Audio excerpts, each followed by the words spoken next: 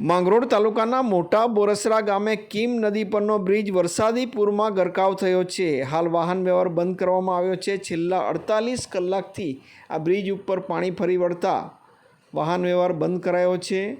હાલ નદીના જળસ્તર વધી રહ્યા છે. ઉપરવાસમાં વધુ પડતા વરસાદને કારણે કીમ નદીમાં ભારે પૂર આવ્યા છે. સાથે માંગરોળ તાલુકામાં અવિરત વરસાદ વરસતા કીમ નદીમાં પૂર આવ્યા છે, જેને કારણે વાહન વ્યવહાર બંધ કરવામાં આવ્યો હતો. માંગરોળ તાલુકાના મોટા બોરસરા ગામે કીમ નદી પરનો બ્રિજ પાણીમાં ગરકાવ થયો છે. આ અંગે સ્થાનિક પ્રતિક્રિયા આપી રહ્યા છે. મારું નામ હિતેન્દ્રસિંહ અટોદરિયા છે. હું આ મોટા બોરસરા ગામનો રહેવાસી છું. આમ તો ગઈકાલથી જ થોડું વધવાનું ચાલુ થયું હતું, પણ આજે લગભગ મરસ્કાથી પુલ ઉપર પાણી આવી ગયું છે અને સતત પાણી વધતું જ રહે છે. હજુ પણ જે હાઈ બેરલ બ્રિજ છે એ તૂટી ગયો છે, કેટલી હાલત?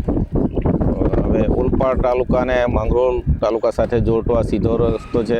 અહીંયા ઇન્ડસ્ટ્રીયલ વિસ્તાર છે, આ બધા ગામોને જોડતો રસ્તો છે, એટલે લોકોને હાલાકી તો પડવાની, કેમ કે કીમ ચા રસ્તા ફરીને જવું પડે, એની જગ્યાએ સીધા અહીંથી જવામાં લોકોને અનુકૂળતા રહે. પણ હાલ બંધ છે એટલે ફેરાવો લઈને જવું પડે છે. હાલ જળસ્તર કઈ રીતે વધે છે, ઘટે છે?